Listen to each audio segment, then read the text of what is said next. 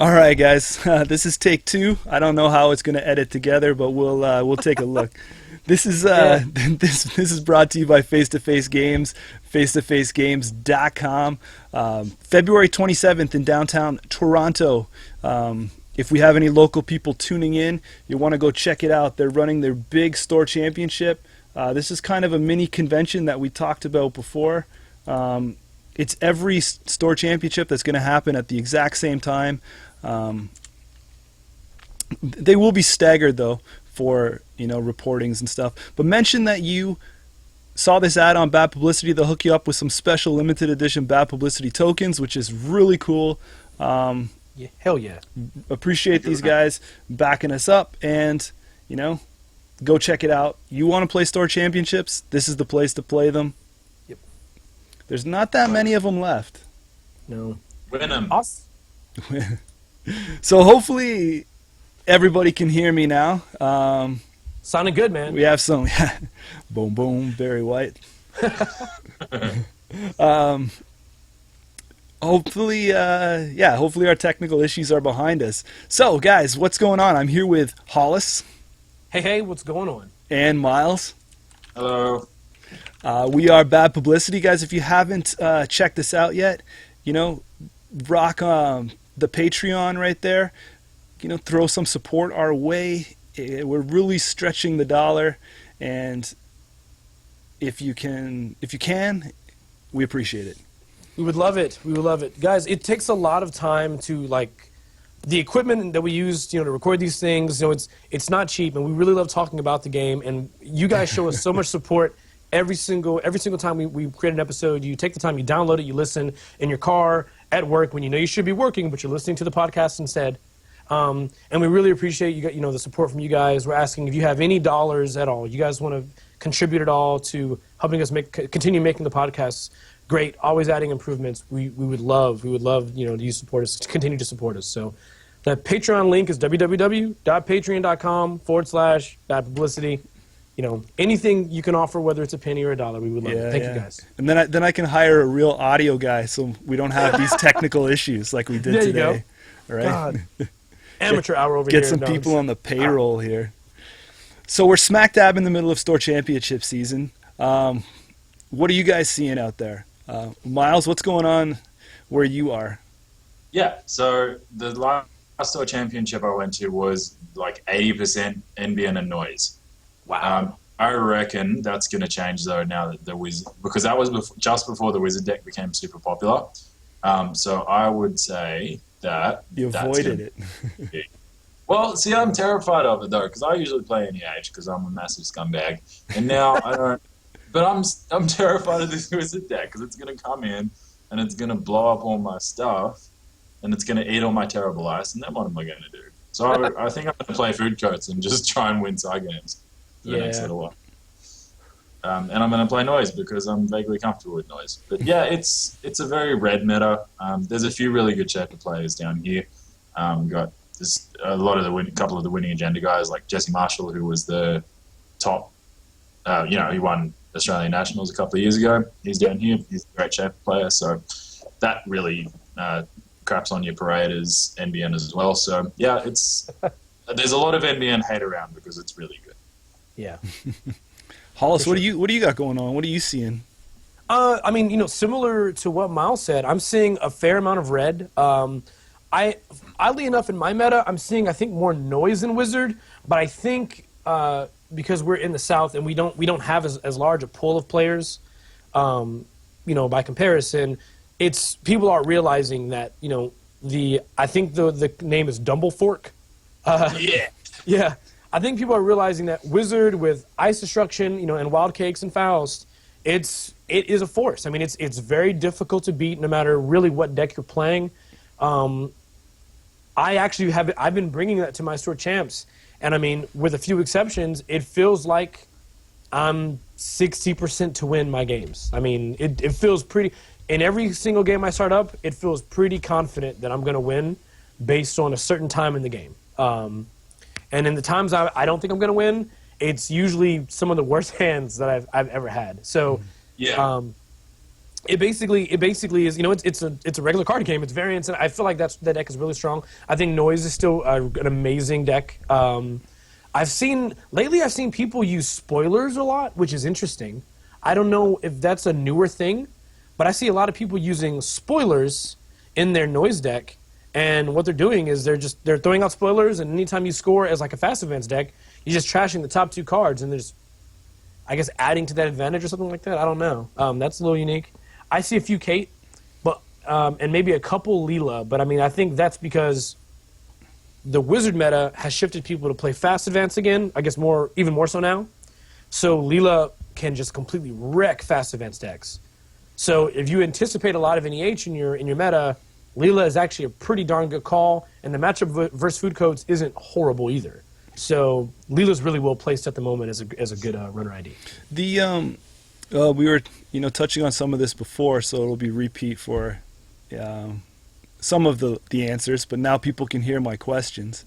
Do you guys think this is a direct relation to the Most Wanted list coming out and people not being able to really adjust in time for it? Most Wanted list kind of hit in the middle of store championships. There was some before, and now, obviously there's still some lingering after, but it seems like everybody went to RP again. And For a little while, yeah. now all this cutlery, like this Wizard deck, there really isn't that many new pieces to it. And all this cutlery stuff was around before. Why are we seeing it right now? I gave this answer before we had to pause. I gave this answer, but I think it's very much that the meta has shifted as such that Wizard is really powerful, and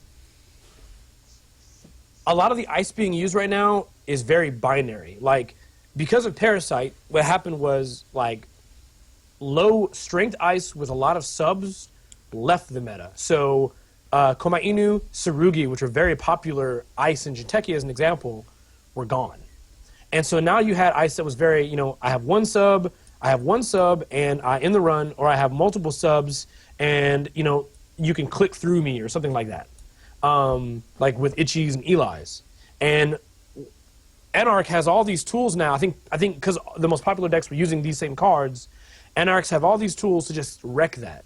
Faust is an efficient breaker, David is an efficient breaker, and to make matters worse, it literally makes you want to throw up when you realize that they can spoon your toe booth and kill it with a David. Like, there's something about that just makes your heart just like stop beating.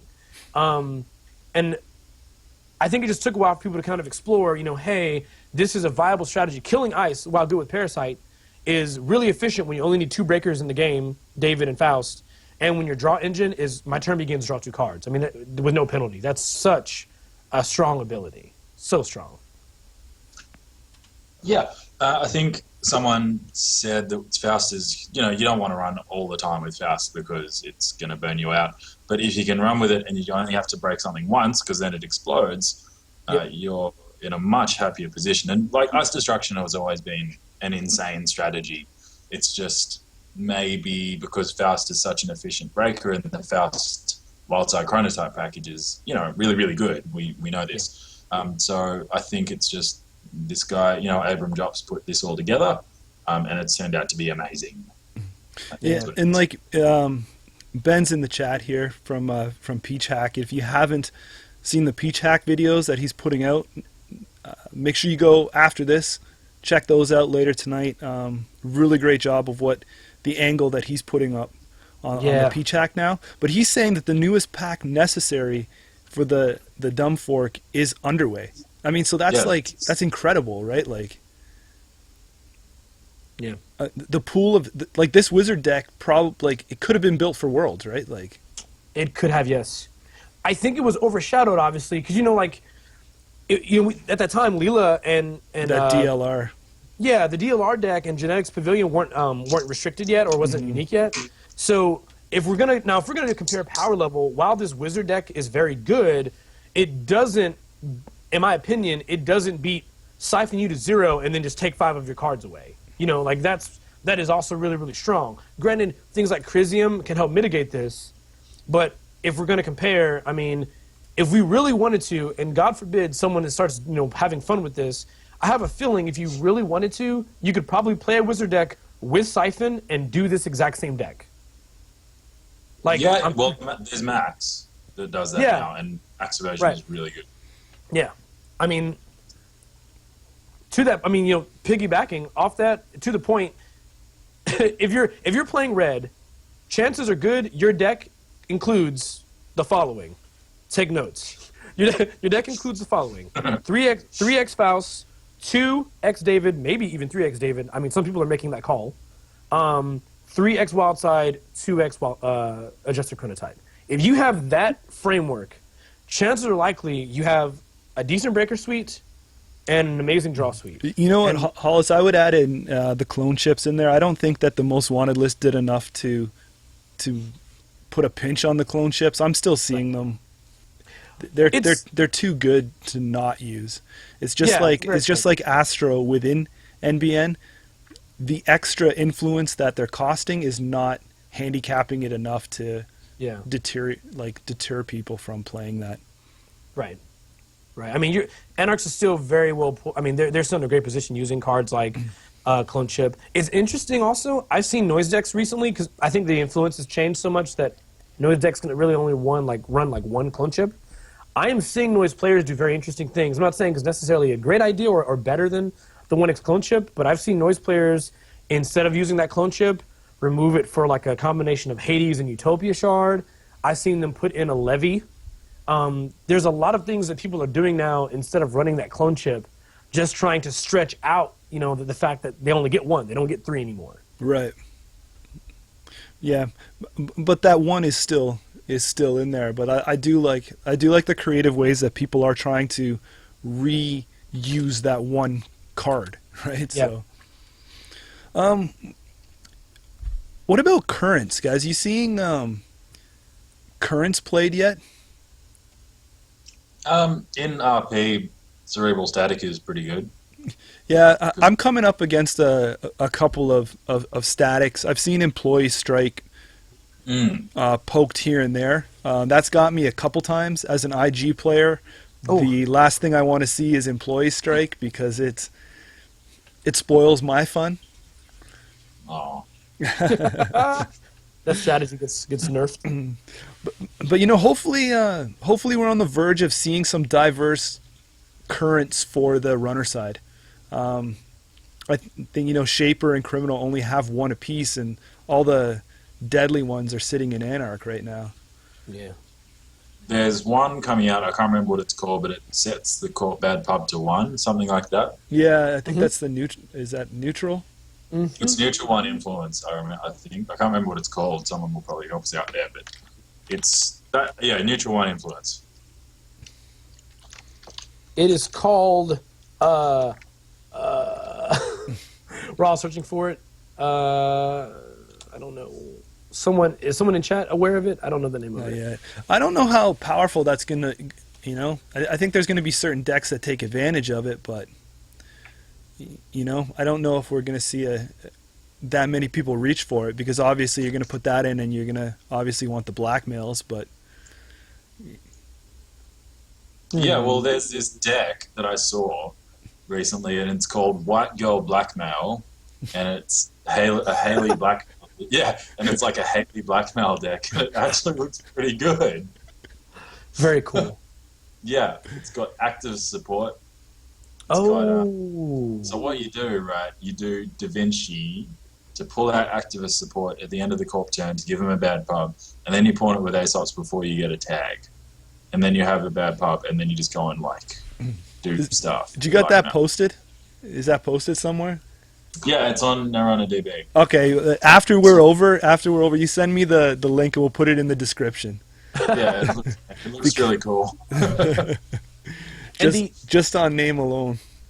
And that current you mentioned, Jameson, is called Corporate Scandal. It comes out in the very next pack called Business First. It's a 3-cost, 1 influence neutral current. Yeah, these influenced currents though, man. Yeah, It makes it a little rough, and also 3 costs is pretty hefty, but it is a free. I mean, it's giving you a credit every turn, or every run. Excuse me. You know, it's three credits to play. It effectively gives you a credit every turn or every run. That could be powerful as long as it survives for a little while. I don't know. I don't know. What's up, Corey? Good to else see you in the chat. Hello, Bird. Yeah, what else have we got? What else is happening in the meta? Like, I'm having a look through because obviously I keep track of all the deck lists and stuff that's going down. Yeah. So Miles, break down the Faust ratio. 100%. I'm not even joking. Like, Faust is in so many decks. Okay, so I'm looking at. Let me just pick some random ones out for you. Okay. Now, do you guys think that's good? Like, let's talk about Faust being out there. There was some posts a little while ago, and they're saying Netrunners, like when this wizard came out, is broke and blah blah blah blah. Do you think that is Faust hurting the game right now? Well, it's certainly arguably the most powerful influence on the game, arguably. Because you see a lot of people and they're talking about you don't even care about subtypes anymore. You just care about how many cards it takes to break. Yep. So that's interesting. That's an interesting thing. Anyway, yeah. So I'm looking at this. So we've got this Haley deck. Its breakers are Deus Ex, Fem, and Faust. There's the latest iteration of Kate. Kalimsha Kate is Hyperdriver, Proco, Faust. Wizard is Faust. Valencia is Faust. I'm looking at a Sunny deck right now. It looks dope. You know what's in it? Faust. Yeah, it's just because it's really good. So it's absolutely everywhere. And I can see why. Yeah. It's almost like Faust is like the apple pie after a bad meal, right? It just makes everything better. I'm of the opinion, and I mean, granted, I always hate overstepping my boundary because I'm not a game designer, and I'm just a player like everybody else. I kind of feel like it is bad. But you crush a lot, though. I'm not a player, I just crush. I mean, so Ricardo Rivera, Ricky, posted in our chat. He said, when the court can't leverage money past mid-game, it's a big deal. Faust allows runners to not have to keep up on credits and get in with just cards, which they draw for free. Which I agree. And he says that's ridiculous. I can't agree. That can be very ridiculous. I mean, it effectively takes the base economic aspect of the game, which is credits, and sort of just removes it, right? To an extent. You don't need this. Instead, it's the cards in your hand, except now you're getting these cards for free after you get the draw power there. And it's not that I think Faust decks are unbeatable, but I would basically say, what happens when that engine is up? Like, when that engine gets rolling, how best are you mitigating it?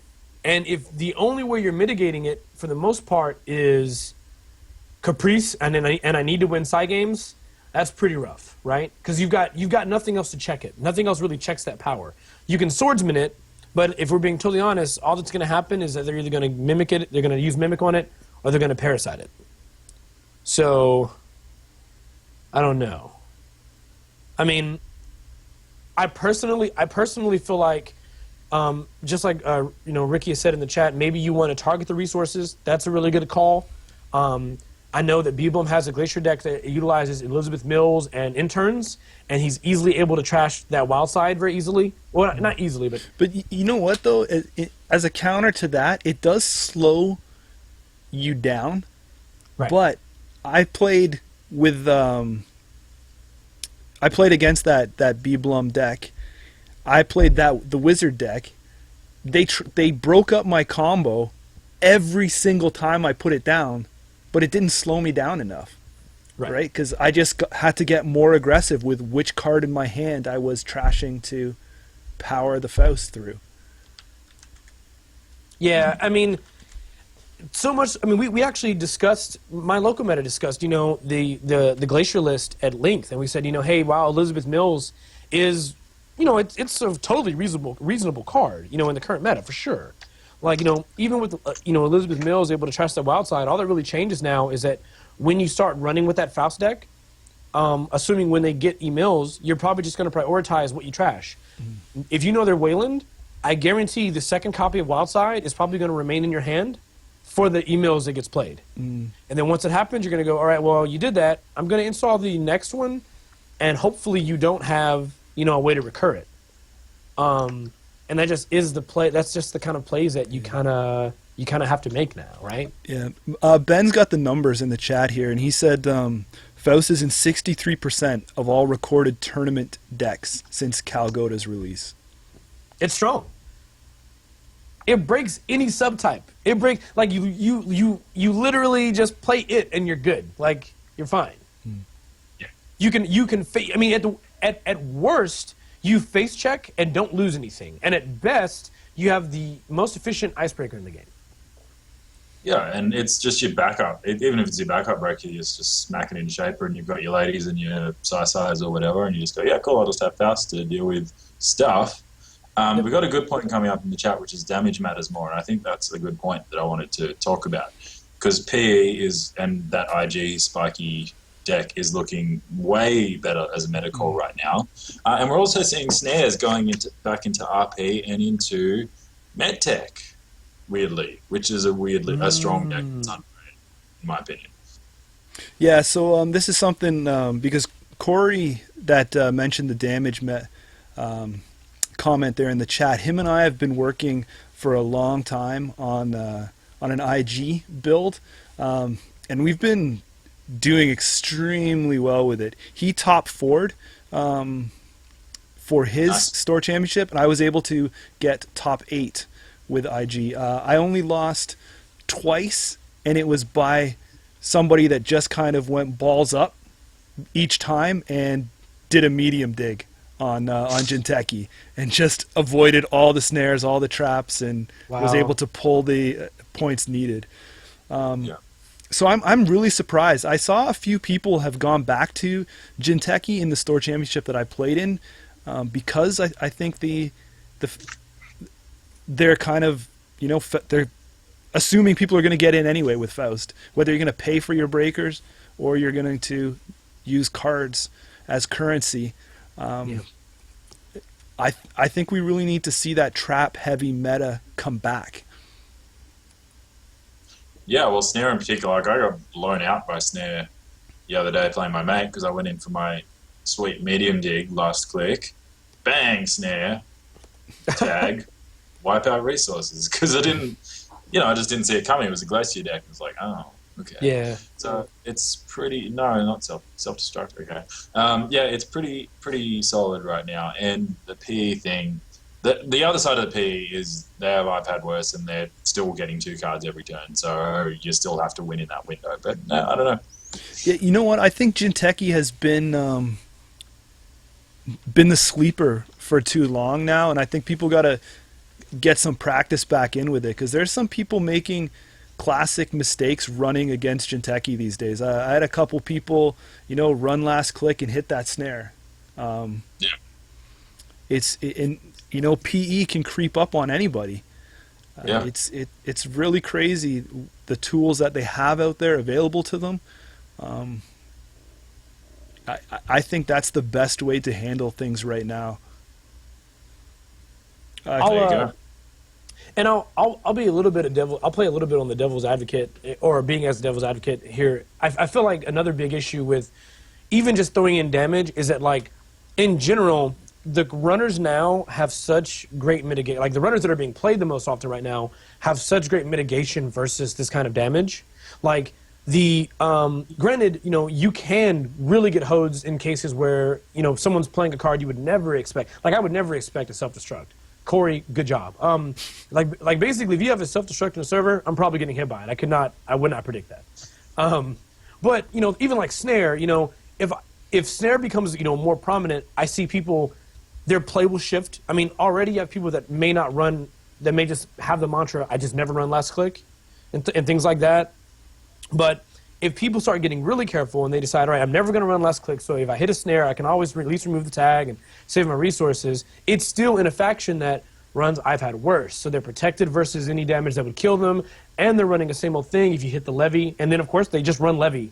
So the entire deck, you know, you're doing all of this work necessary to try to flatline them, and that may not even be enough. If it doesn't result in a flatline at the time they hit the damage, they're just going to recycle their deck, which means the work on that corpse side, you know, to hit those cards in their hand is just, it's a complete reset counter.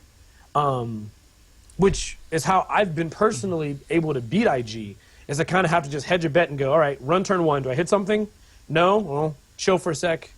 Yeah. Kill assets, redo. Run, nothing, hit assets, chill out. Like, that just kind of has to be what the plan is. I don't know, man. It's rough. I think Scorch also, I mean, these decks are running the Plascrete, right? And alongside I've had worse. So they're Scorch resistant, or I guess meat damage resistant. They're resistant to net damage.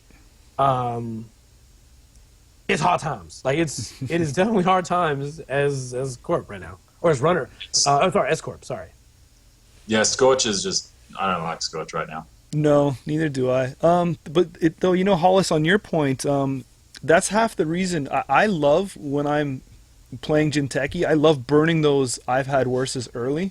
And something that I have always played and been an advocate for since day one when it came out is Blacklist. It's still in my deck, man. Yeah.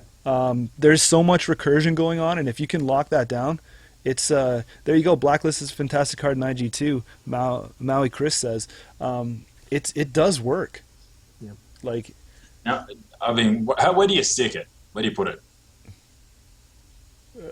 I don't know, the fifth card down. Like, is it in a where is it protected, or is it out? Because you know, I've been playing Noise and I just go imp crazy when I'm against IG. But Well, where do you stick your Blacklist to make it land? There is certain things that, like I said, that can screw IG over. What is hacktivist support? Is that the current that trashes on res? That can be a little blah. Employee strike hurts and imp hurts, but I mean, as soon as imp comes out, IG plays a long. You're playing a long game, and you have to purge imp no matter what. So you can put imp down. You can play. You can get rid of one of my cards, and then I'm purging right away. So hopefully I haven't rezzed up Blacklist before you have used your token on it. I don't want to give away too much about the deck right now because, okay, spoiler alert, we're going to start doing deck breakdowns and deck guides. Corey and I are going to do an IG deck guide and break down our list, give you how to play it, tips on how to play against it. We're going to release it first to the patrons. It's going to be a protected link. Anybody that's a Patreon will get it first, and then we will pop it private after that. Cool. So I don't want to talk too much about it because I want to save that treat for our Patreon people early. That will be coming in the next little bit, but yeah, it's played unprotected. I will say that the strategy that seemed to work for me versus a local player that was running an IG deck was because I knew that I've had worse and I knew the matchup. I actually sat and I waited. Like, basically, my game plan was, as I said, I know they've got Shikyus and I know they have shocks.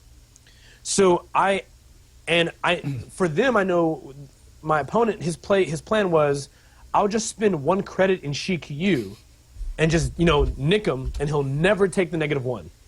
And I immediately said, I'm absolutely taking the -1, give me the net damage, flip over all those cards in archives, and now I'm demolishing these assets. See, that's why. So we don't play Shikyu in ours. I don't think it's. Our agenda suite is different than what the Chris Hinkey's style of IG was. Okay. I think that the payoff for ShiQ is not worth paying the money, because no matter what, like, you can look at somebody's hand and then be like, I'm gonna pay 6, and then they're just like, well, I'm just gonna take -1, and you're like, oh crap, well there goes 6 money. Yeah. So unless you're really building a Jinteki that is back swimming in money, and maybe that's what the new Jinteki ID will do, I just don't see it as a viable card. Corey and I have gone, different scenarios back and forth with using ShiQ, and it didn't make the cut. Huh. Okay. ShiQ didn't make the list. Didn't make the list. For reasons like you said, right? Like it's I don't feel that it's deep enough protection in the archives. Like, what's it doing other than making me spend money? Yeah. Okay. Interesting. Yeah, you probably have a different list than what I played in, for sure. Anything else you guys want to touch on there for store champs that we're seeing? Did we talk about Hollis? Did you say, do you think Faust is wrecking the game? I don't think it's good for the game. I'll say that. I won't say it's bad, but I don't think it's good either. Like, I like AI. Like, I think it's interesting that Anarchs have a unique breaker like that. But I mean,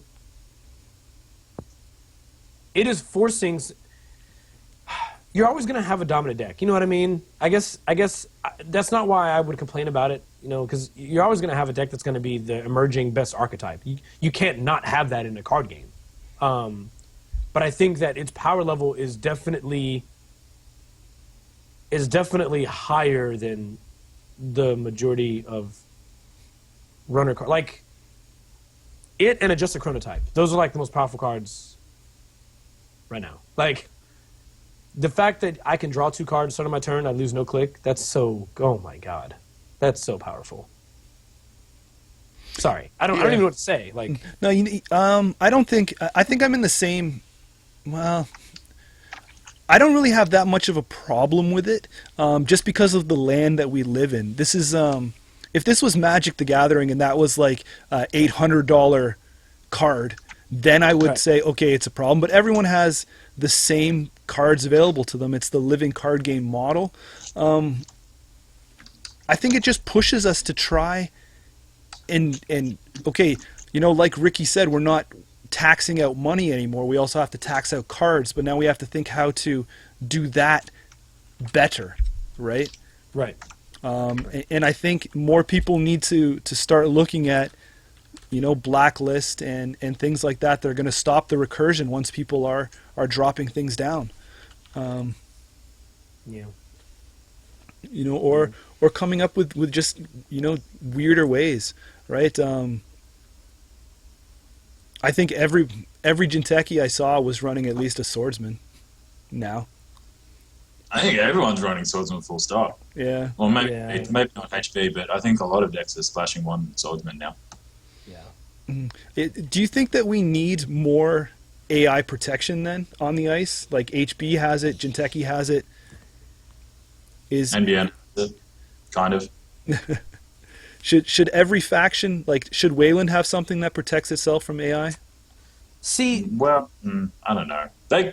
Man, I don't know. It's not that bad. It's not that bad. That's what I think. it's so hard. It's hard for me to like articulate it. Like, I don't, because I feel like if I don't want to be so shifty one way or the other. Like, so I guess my problem isn't Faust. My problem is all the cards combined with Faust. So it's not just like, oh, Faust is busted. It's well, Faust would be fine, except we have ways to draw cards at, like, once Wild Cakes is in play, the cost is over. It would be one thing if we didn't have a Wild Cakes combo, and so in order to do this, in order for the deck to work, you would need to run Earthrise, which would require you to run Career Fair, or something that reduces the installation of resources consistently, like Supplier. So it's a super combo-y mess, right, that requires a lot of moving pieces. Like, in my opening hand, I check my opening hand. If Wildside is in it, I'm probably winning. Yeah. Like, there's a very good chance if Wildside is in my hand that I'm probably winning this game. Other cards I look for are like any econ card. Like, it doesn't matter which. If I have a Liberated Accounts, often I will literally go credit, lib, take 4 wildside. I'm probably going to win the game. Like, because I mean, at that point, I'm going to take 4, install a Faust, or install an adjusted chronotype, or whatever I need to, and just keep that rolling. I mean, it's just really, really hard to lose. I guess I felt like I'm going to challenge this to anyone listening later and anyone currently in the chat. If you play Faust, if you play against this wizard deck, if you ever played against this wizard deck, and you never felt like you were going to hit a moment in the game where you couldn't do anything, you couldn't win. Catch a breath, let me know. Okay, is this playing as wizard? Playing against it. If you're a corp, and anyone that's ever played against this wizard deck, if you've ever played against it and you were like, man, I just can't seem to like get a window. I basically don't have a window. If you have never experienced that, message me. Let me know. Let me know if you've never. Hollis is going to take you. Hollis is going to school you. Yeah, because pretty much. Like, let's get on the deck. Yeah, it seems like sometimes you can craft the window, but I guarantee out of some time you've played that wizard deck, it has happened where you've been like, man, I have there is no breathing room. You got me. If I install ice, I'm gonna spend the money on it, and you're gonna kill it with a piece of cutlery, and I'm back to where I started. Okay, let's look at this then. Faust is 3 to install, 1 memory, 2 strength, 2 influence. Okay, and we all, without changing the ability there, or maybe changing the ability, we all know what the ability does. How can we tweak that card to make it more balanced then, Hollis? I mean, AI maybe like has always had, excuse me, a downfall. Like Crypsis was slow, but it still did the trick, right? Like as an AI breaker, a lot of people played Crypsis back in the day. You know, Atman can be expensive to get on the board, but you still have to work that in conjunction with the data suckers, and you know there's still a drawback from using Atman. Overmind AI, you got to set up your memory first, and then it's still paying to boost the strength, right? So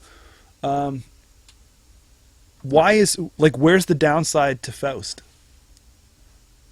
Well, the downside is you need a draw engine along with it. But Yeah. I think if you're looking at the card itself, if it was like 0 strength or 1 strength, that would be Yeah, that would reasonably. help. That would help. If it was even just a 1 strength would do a lot, right? Because now you can't, like if it's an Enigma, you have to actually boost for Enigma. Yeah. I mean, like that would do a lot. It being at 2, it basically just gives it it saves 1 extra card. Gosh, I mean, it's just so good. It's so good. So you think the starting strength, like the cost was okay, the memory being 1 was okay, Yeah, That's. influence okay in Anarch, yeah. and I'm glad it's relatively low influence actually, because we already have Eater and all that cutlery is all like Anarch sort of has a bunch of really high influence toys in faction. I'd kind of like to see. I like the low influence, and then you can play escape. Yeah, 2 strength is nasty. Cost I think is okay. Memory is fine because like, what's our comparison there? The other icebreakers that cost more than 1 memory is Endless Hunger, which is theoretically insanely powerful. What else? Anything? I don't think so. Sage. Oh, battering ram. Yeah. Yeah, Sage also, but it's its issue Right. is is Morningstar too? Oh, Morningstar's too. I think you're right. Yeah, Morningstar's 2 influence. Sage is Or hate. 2 immune, excuse me. Yeah. I think, again, I like not trying to beat a dead horse, but someone in chat made a point here. Funny enough, a friend of mine, Wesley, in this chat said, it's funny how Wildside used to be garbage. Pancakes is as much as a problem as Faust. I totally agree. Literally, before we had Adjusted Chronotype, I would have endless conversations with my local meta about how much I thought noise sucked because Wildside was garbage. Because it was the idea that I would losing a click for 2 cards was like, yeah, the cards are great, but I'm not playing cards fast enough to make this an always good trade-off. I'm losing. Yeah. I don't have the econ to support this, and I can't install cards every turn, so I'm losing the cards. Yeah, like if you look back on the old Bad Pubs when we used to talk about Anarchs and stuff in Wildside, I said the exact same thing. I was like, Wildside is good at the start, but I can't turn it off, and then you lose control of it. With the, now with the pancakes, it's like you've just capped it, right? Like you don't lose that click no more. And oh man, yeah. And Drug Dealer is the same. I had this because Drug Dealer keeps going. I had this awful game recently where I had 2 Drug Dealers out and I got through my whole stack, and then I was just playing 2 credits a turn forever. It's horrible. No benefit. Horrible. The worst. So with so that's the other thing that you said. I think Hollis said about you're drawing extra cards that you couldn't have played before, and now you just go, well, I would have had to discard, but I guess I'll just go run instead because I can just get rid of these cards that I was going to discard anyway. Yeah, exactly. I mean, like when you draw now it used to be that when you built your deck, you had to take into account the cards that you were going to have duplicates of because they were dead cards if you already had one of them already in play. It was all about how effective is that card in your strategy. And now I think that's what makes it even more interesting is that the combination of Wildside and Faust has basically given you an engine that feeds itself inherently on drawing extras you don't need. I run 3 Faust. Well, I draw 2. Well, here's an extra Wildside and here's an extra Faust. Well, I could either just throw these away or I guess I'll make a run since I got spare cards. That's what's happening. It's to the point. It's actually forcing more runs where where in a turn you may not consider making a run that turn. Because you have extras that you're going to toss anyway. So yeah, I think we hit the adjustment either is on the base strength or trash a card from your grip to add 2 strength. Yeah. That's I think AI should be that last resort. Like you need something to get in there, and it should really be hard to get in there with it. And with Faust, it just ain't. Nope. Just saying, man. You just straight up get in. We need to get in. So my summary would be, forget everything I said before about how it's bad for the game. I think the combination of Faust plus Wildside plus a Just a Chronotype and basically Faust and everything that would support it, I think that's actually not great. That's bad. Because the combination of those cards has basically now allowed you to make a deck that allows you to put a hefty amount of pressure with very little drawback, and you easily could put all those tools into a single Anarch deck with very few negatives, right? I mean, it's just that powerful. It just is. Yeah. Cool. Something else we want to touch on here is the release of Jen's card, finally. Oh, yeah. Fantasy Flight released the preview of CBI Raid, so it's now spoiled. This is a 3-cost criminal event, run sabotage, 2 influence. Make a run on HQ. If successful, instead of accessing cards, the Corp adds all cards in HQ to the top of R&D in the order of his or her choice. All right, Mr. Jins. Mr. Jins, we see you. Yeah. I would like this more if it was worded like emergency shutdown, personally. You think so? Yes. Because right now we have lots of things that are, run HQ instead of accessing or whatever. The criminals are going to slaughter HQ anyway. It's a pretty cool card. What FFG talked about busting up combos is pretty sweet. Yeah. And also having to redraw your entire hand is a pain in the ass. There's no doubt about that. Yeah. Jesus. Yeah, real pain. Yeah, it's a really interesting little card. I've seen some people talking about it as a legwork replacement. I don't know about that. But it's interesting. It also hilariously does really weird things with accelerated diagnostics decks, potentially. Like with CI. Because yeah, you're right. Because CI, you could be putting 20 cards back on top of the deck in an order, so that could be cool. Yeah, I don't know. Weird card, interesting. I really like the art on it too. Yeah, I agree with that. His face right there, getting It's ready. really yeah. No, I think it's yeah, it does. It's pretty interesting because I'm gonna take you back. Back in the old days of Pokemans. Pocket There was monsters. Pocket Monsters, man. One of the most busted cards at the time was a card called, it was Slow King. And what Slow King did is Slow King said when you try to play a certain kind of card, your opponent, you flip the coin, and if tails, they put the card back on top of their deck. Now that is strong for an obvious reason. Because in any card game I've ever played, every new card you draw presents options. Every single new card you draw presents options. So as runner, when you basically take the corpse hand and you say, nah, nope, back on top, thanks. Put that back on top. That can be a really, really strong effect. Because you're preventing any new options from coming up. If they don't have any card draw, they're basically clicking the draw or they're drawing up naturally. And all the while this is happening, the runner's doing their thing. The runner's building their rig, they're making runs on R&D to look at the cards you put back on top. It's a very interesting shift of momentum. And actually, if we look at this card again, just a second. yeah. This Yeah, is it's- not a double, right? No, and I was going to bring that up. I really expected, it to be a double at first. Just because I look at it and you really think, man, this cost 3 to do. Like, how sick is a count siphon when you're pulling that off for no credits, right? Like, Yeah. Think about what it means for how they plan to recover. Like, I know that as on the corpse side, if I'm playing a criminal deck, the one thing that I fully expect is, how is my recovery going to work after I get siphoned? So let's say I'm at 5 or 6 credits. I don't have an asset to res, or maybe I do have an asset to res, but I end up going down to 0. If you siphon me, well, you got my credits.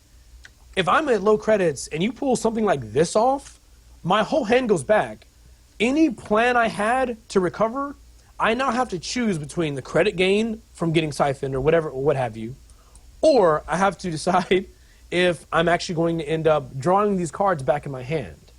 And what's really great to me, what I love about this, is the card's 2 influence. Now, is it good enough to be splashed outside of criminal? We'll have to wait to see. The meta may decide that other decks may decide they want to put this card somewhere else. I don't know. But there's just something so cool about shifting that corp tempo like this. Think about what it means for like NEH, right? Where they draw so many cards, and the point is they're going to see so many cards out of their deck, and their ice is basically binary most of the time. It's a pop-up window. It's a special offer. To me, it's amazing that you could say, I run HQ, put your whole hand back on top of your deck. Yeah, it's a tempo nuke. Yeah, such tempo nuke. Like, I dig it. Jins, I really like this card, and I really hope it's as impactful as Architect has been, as that was created by Jeremy Zorn. I would like to think that all the World Champion cards are going to be these very powerful cards that are likely going to be just not auto-includes, but make a big impact on the game, and I really feel like this could do that. So props to you, Jins. Great card, buddy. Really great job with the design of this card. I like it. yeah, so for those people that follow along later, it is mentioned in the chat that this, draws similarities to the Magic the Gathering card, Stunted Growth. That's the card that he could not talk about in the write-up there. So, along those lines, do you think this is going to be as powerful as Architect, Miles? No. But Yeah. only because of the nature of it, though. It's not necessarily a thing that you can stick in any deck and have be really good. Like, Architect's got a lot going for it. You know what? Apart from making a neutral money card like Sure Gamble, I don't think making a runner card is going to be as powerful as making a piece of ice or something for the corporation like it was. Like, events can be interchanged and they have to kind of feel the deck. But ice, it's like making an agenda for the corporation, right? Like, it's something they have to put in there, right? You got to put some ice in it. Events can come and go. Yeah. I like this card. I like what it does. He mentioned here he wanted to do something to attack the corporation rather than assist the runner. I like that train of thought. It's something really interesting, but I don't know what the real tempo effect is going to be unless once we start trying it out. My first instinct is not going to be much unless you can get them to shuffle it in, like do that shuffle, because they're picking the order, right? They're not really hiding anything, or it's not like all of a sudden you're going to do a R&D dive after it, and because they've put 2 agendas on top, and you're just going to scoop them up. Yeah, it's like I said. I think it would be more powerful and probably more interesting if it was like emergency shutdown. Just because I don't want any more instead of accessing effects, man. I want to access and then do cool shit. Yeah, it's pretty sweet though. I think that it's just going to re-solidify Eater as a place in Criminal with all these make a run on HQ instead of accessing. Yeah, possibly. Mm-hmm. Hollis, what do you see the combos with this card going to be? So I'm not even confident that you necessarily need a combo. Someone in chat, Wesley, mentioned that if you add all the cards in their hand on top of their deck, and then you can force a shuffle, something like, and then they have to draw back up. Something like that can be super catastrophic because they have no say at all into what they're actually redrawing. Mm-hmm. So they could either slow burn it, or they can just go draw, and try to get their hand size back. But they lose that control that they have when this card gets played by allowing them to pick the order. To me, what's interesting about this though is that it's still a decent tempo hit, even if you're not going to have them shuffle back, because the fact is, any of the cards they had in their hand, again, all those cards were options, and they are no longer options. So you think it's worth the 3 credits then? I think so in terms of, I guess, regarding the cost, I think it has to be 3 credits, because you have to consider, I think this card technically takes a turn from the corp. It's almost, and I'm overstepping a boundary here, but I kind of feel like this could be sort of like purging. If you've got 5 cards in hand right now, or even weirder, like you've got 5 cards in hand, or I don't know, someone Fisk investments you, I don't know, any number of weird things, whatever the case is. If you've got a lot of cards in your hand, 5, and they say, all right, well, take all those and put them back on top of your deck, and I will continue my turn as I was doing, that basically means they're probably not doing anything on the rest of that turn. They're either going to draw back up, or they now have to slow play those cards back into their hand and leave the threats that were in the HQ now back on top of R&D. I mean, if you've already hit R&D, putting cards back on top of R&D doesn't really give you any new information unless you run again. And then you record reconstruct from the archives, right? Okay, that ain't happening. Is this the time for record reconstructor? No, is this the time? That's not happening. Man, it's never the time for the reconstructor, is it? Why would anyone do this? Why would anyone do that? So you're saying the value comes from the 3 clicks that the corp has on their turn? I think so. Yeah, I think because for example, look at like a fast events deck, right? Like if it's a fast events deck and they have combo pieces, hitting them with this says, all right, all the combo pieces go down, and now you can't do the biotic labor score. So you have a delay of a turn. You're not gaining credits in that time frame because you're having to get these combo pieces back and so on and so forth. It just depends. Like there's just, again, moving parts. There's a lot of moving parts. And if they're not willing to... You what? Sorry. Go. Oh, I was saying that if you're not willing to draw up, it also kind of does something interesting with the subsequent HQ run. Like if you go, my turn begins mandatory draw, well, okay, I run HQ, I'm only looking at 1 card, so I know what that card is. Now I run R&D, I know what that card is. So I get to piece together the things that are going to be available. If you go on your turn mandatory draw and then draw, you only have the 4 out of the 5. Legwork seems a little stronger there. You get to see the top card of R&D, so you actually effectively see 4 out of the 5. There's just a lot of interesting things there, I guess. I don't know. I like the KO interaction. Oh, man, yes. Hell yeah, that's also cool. So do you think Yeah. is this a click one play then, Miles? Click one, I'm gonna run HQ with this. They discard their hand, and then you do stuff after, or is this an end of the turn? Uh, whew. Okay, so this is why. Oh man, I really don't know. It's such a weird one. Like maybe what you were talking about with Eater is the thing because the Eater keyhole. Like it's cool if you can do that because you can put it back. You know, although you probably have to have keyhole out at this point so they know it's coming. So maybe they don't put the most vulnerable card first three cards. Yeah, that's mind games.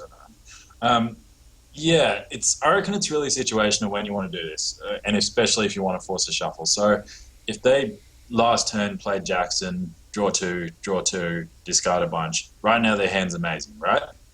So that's a really good time to play this card and then hit them with a keyhole or a shuffle or whatever. I think, Yeah. and yeah. So again, like Architect, it's kind of I reckon it's going to be a bit of a skill check card, and it's quite possible that it's going to be way stronger than we initially think because we just need to actually play it. Yeah, I hope it gets some kind of combo piece, you know, that, or maybe it would be too powerful, you know, like the Jinteki ones that you can only draw so many cards per turn, right? Like, because then you could really tempo hit that corp. He could really struggle to draw up. But Yeah. I don't know. It's gonna be interesting. If it can create that big of a tempo swing from one side to another with the corp losing their hand. I think right now with what we have available to us, I think the turn is, you know, obviously you run with this one, click one. Hopefully you have Eater so you can get in there. Then you just keyhole the other side and start getting that away. If they have Jackson out, yes, that forces the shuffle. Their pieces are all pulled apart. But then it's only going to be as valuable as the cards they're holding in their hand, right? Yeah.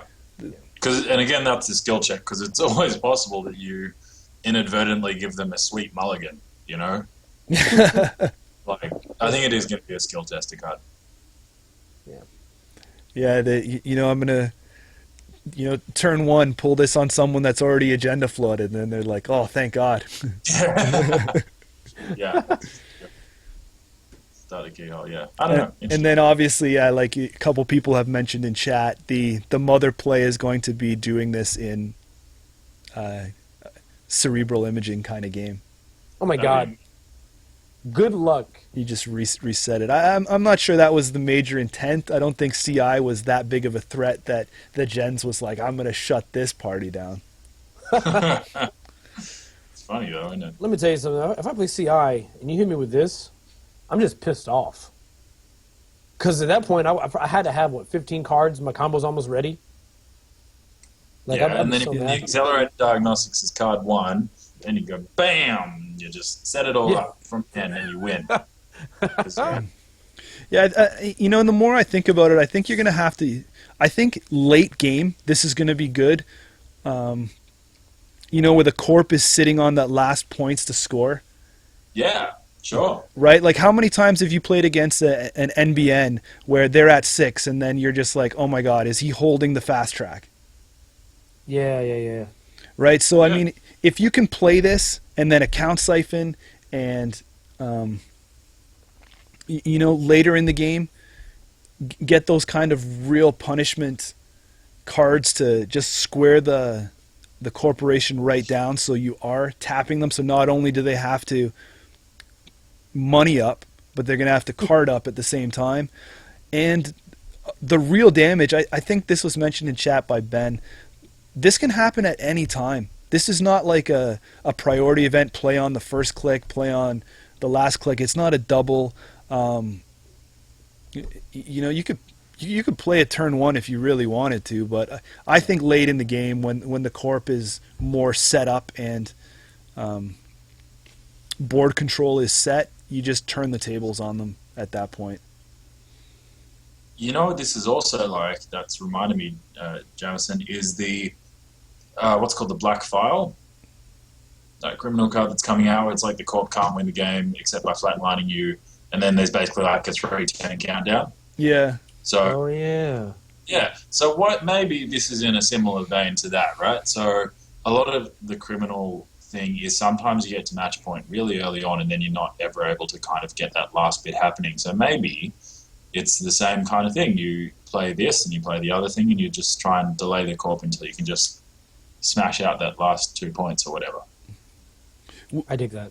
Hollis, do you want CBI Raid or do you want Wanton Destruction? Oh man! Oh come on! Don't make me. Come on, man! Don't make me choose. Don't make me choose, bro. I mean, so here's the deal. You know what? I'm gonna give my honest answer. I'd want Wonton because I'd rather get rid of the cards.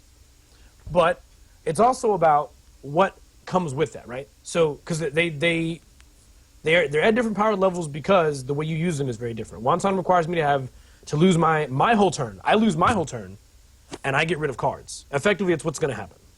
So either I'm just going to say, I use this, click 1, click, click, click, lose 3 cards. And I keep it moving. I probably don't access archives that turn. Anarch doesn't need help right now, Jameson. How about that? Anarch doesn't need the help. Criminal needs anything, any powerful cards Criminal can get are probably not bad for Criminal right now. I mean, they could use some help. So, an additional card that's going to slow the corp tempo, I'm fine with this. And it's a single card. It costs 3 credits, so it is a hefty price for a run up. Is it a run? Yeah. Has to be run. Hey, Tinma, there you go. So it's a single card. This can be used to fulfill Adam's directive, if that's what you were wondering. Oh, yeah, about that. Nah, it wasn't. Run first click. But I mean, it's not a bad thing.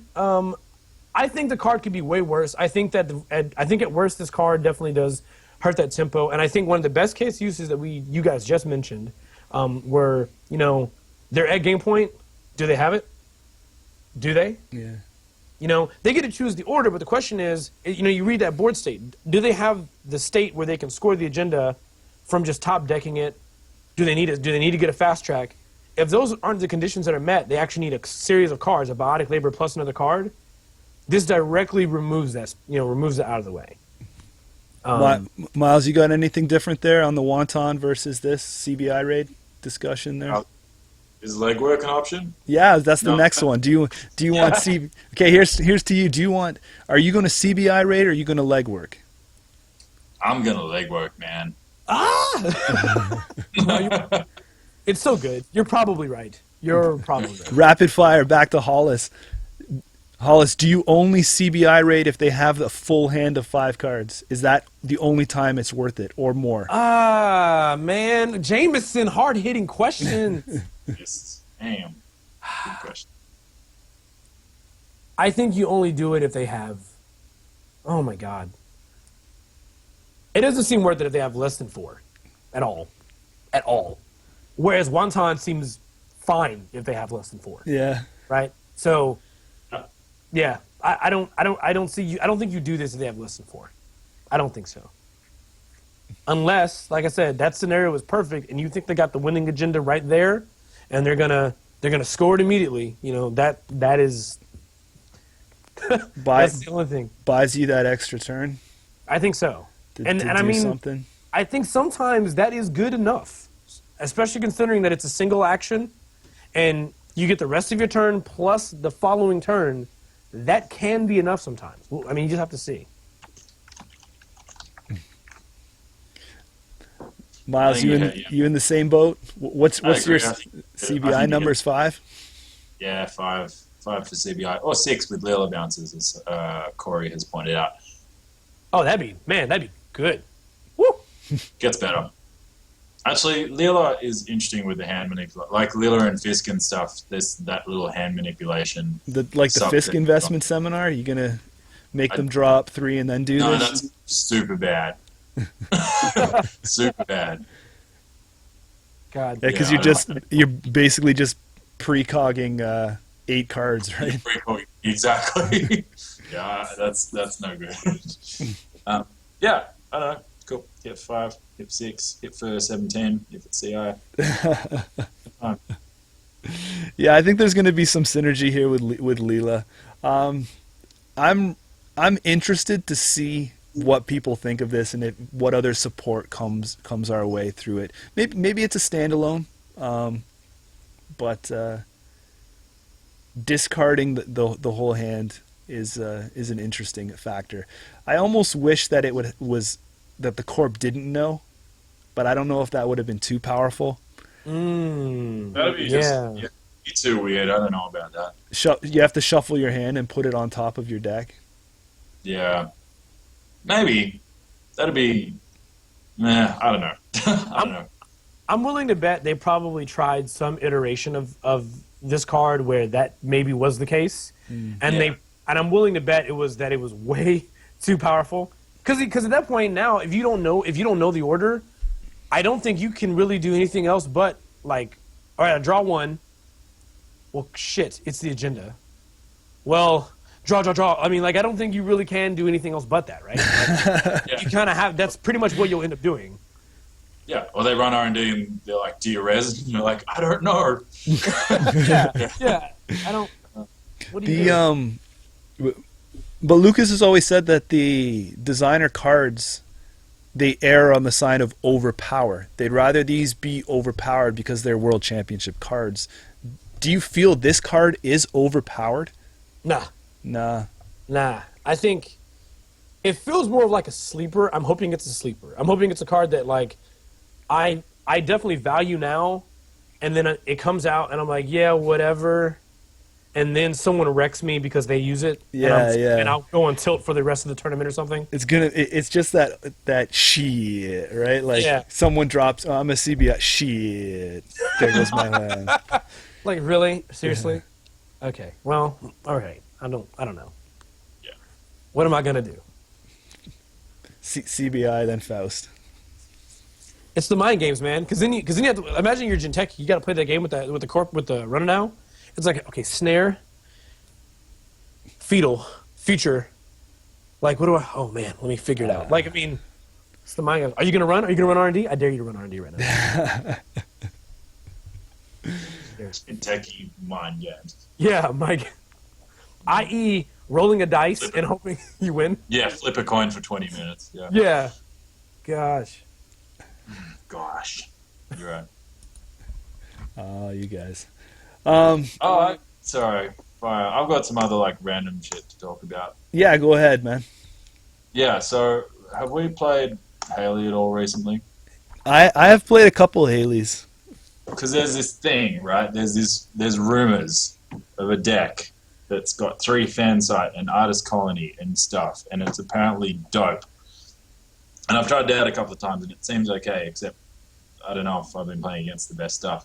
So yeah, there's an interesting thing with this cash, pawn shop Haley, but we've got artist colony, which is the new shiny thing from Carla Goda, and we've got fan site, which is the old thing from old Hollywood that no one knew what it was for, and it turns out it was for this. So, I don't know. Have you guys been trying that at all? So, this gives me an opportunity for a shout-out. We have a fairly newer player in our meta. He came from playing Magic the Gathering. His name is Alexander. And he is literally, like, when he started the game, he was just grasping concepts. He has gotten so much better in the past few months. So number one, shout out to him and great work on getting just so much better at the game. He got second at our store champ, and we thought he was a ringer to win the thing. He got second at Did you store bring champ. him in and put him right here, Hollis? Put him under your wing? Man, I was like, no, he didn't need me. When he hit the ground running, he was like, I want to know the best decks in the meta. I want to know really what makes a deck tick. He was in it. He'd been consistently playing. He got second at the store champ in Georgia, and those guys in Georgia in Atlanta, those guys are serious. That's where Pacer Stringfellow, I met a Bessie, Corey Hawkman. I mean, they have such Ross Freetag. They have such strong players there, and he managed getting second. And the deck he was running was a Kate deck utilizing Artist Colony, Cash, and sorry, Miles, what was the other card you mentioned? Fansite. Because you can slam out these zero-cost resources with Haley. You can just go bang, bang, bang, score Fansite, and then you can forfeit them and get stuff and blah, blah, blah, blah, blah. So I don't know if he has fan sight, but I know he was using Aesop's also. Like basically, his whole deck was just work. Like my understanding is, I've played against him. It works so well. He's got some weird. Also got some really weird decks in there as well. Cards in there as well. But I mean, that engine seems to work really well. If that's been imported to Haley, where you're compounding the installs and things like that, it does not surprise me that that deck works. Yeah, and tech writers too, because you're spamming out a lot of little things, so you can tech write them. Right. I would love to see a list. That sounds so That's what I've seen mostly of the time is Haley dropping 3 tech writers and then just going to town. Wow. Yeah. Wow. I'm actually surprised about how kind of, I mean, there's people that are going to be playing her and you know, tell me that I'm wrong at this moment, but I'm surprised how passed over she was when she came out. It kind of like came out, a couple people poked around, and then the next pack came out, and there was, you know, more toys in there, and then she was kind of gone. There's a small cult following that uses her, but she didn't blow up like I really kind of thought she would. But Yeah. Oh, well, maybe this is the time with the artist colony and stuff like that. It makes it a lot better. And you can do, and Da Vinci is a card that I'm seeing in Haley a lot as well, because you can do some like really like awesome shape of bullshit with Haley, man. Like you can get what you can do. Forfeit an artist. You can do an artist colony thing to find, you know, a program, an SMC or whatever from your deck, and use that to get a clot out of your hand, or a Plascrete. I mean, that's pretty sick. Yeah, I imagine mean, that Plascrete out of hand because you've like used artist colony to find a clone chip. That's baller. yeah, that's pretty crazy. Like, you just invalidate that strat. Like, oh, sorry, you running Scorch? Well, you know, good luck. Like, I will find the piece. Thanks. I will find the piece I need. I mean, it's going to happen. next level, man. I mean, I just really dig. Here's the deal. Like, you know, I think the quote that we all heard before is that Haley is like the queen of shaper bullshit, and I definitely feel like it. Like the combination, because I've even seen. I don't know if he still does this, but I've even seen this deck run with like Scheherazade.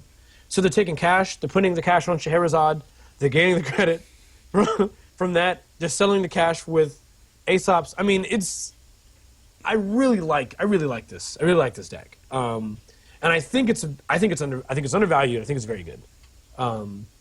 It's efficient enough to gain credits, you know, kind of quickly. The ability to clone chip in cash on Scheherazade, it's basically clone chip, gain 4, sell for 3 at the end. You know, sell for 3, and basically in between turns. I mean, that's very powerful. 7 credits off click is very powerful in this game. So, let's end on this. Let's wrap on the, you know, speaking of shaper.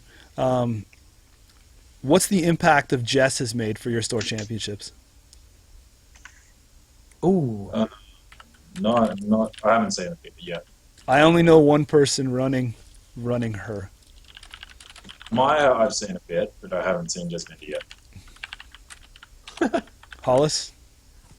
we've seen a handful, but I mean, all of the decks that we play, you know, they usually either they're fast advanced, or they're zooming so fast, the vamp and the siphon don't really mean much, or we know what's up. I mean, when you sit down in front of Jess Minder, you know what's happening.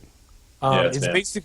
Yeah, it's the Marshawn Lynch. It's the you know why I'm here of runner decks. So I mean, when I sit in front of it, I know I'm either gonna get siphoned or vamped. I gotta go. I gotta either protect it, or I gotta square out as fast as possible, right?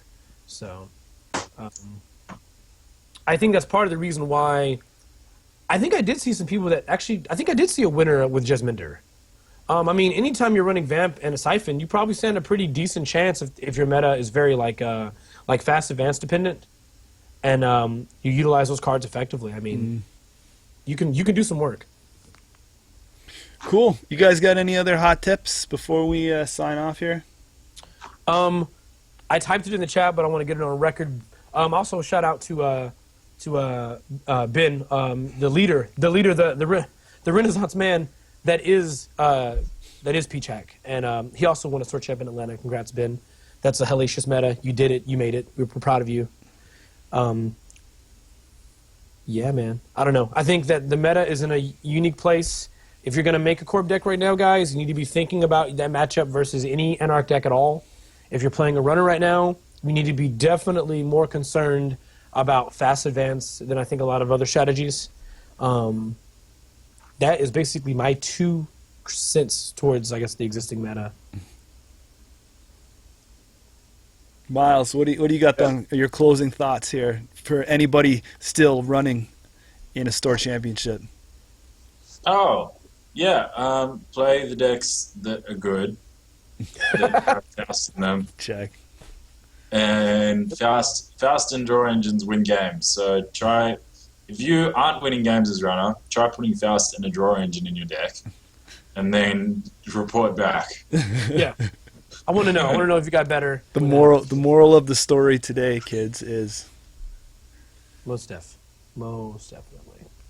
Oh, and probably put Clod in your decks too, because everyone in the universe is currently playing NEH. So probably you want to do a little bit of that if you got the option. yeah, it's weird. I really thought that was going to deflate a little bit, but No. it ain't. No. It ain't. No. All right. I guess, from me, the creative aspect of it is it just seems like there's so many corporation decks that you can have choices of out there. It just seems like there's only one kind of archetype you want to be running. Guys, if you haven't checked it out, again, remember that Bad Publicity is on Patreon. We appreciate any support we get. Thank you to everybody who tuned in tonight watching. Thank you guys for your time in the chats. Whether you're watching us on YouTube, catching us on the audio, we just appreciate the listen and the views. Most definitely. Thanks for everything, guys. Have a great week. See you, everyone. See you guys. Thanks for tuning in.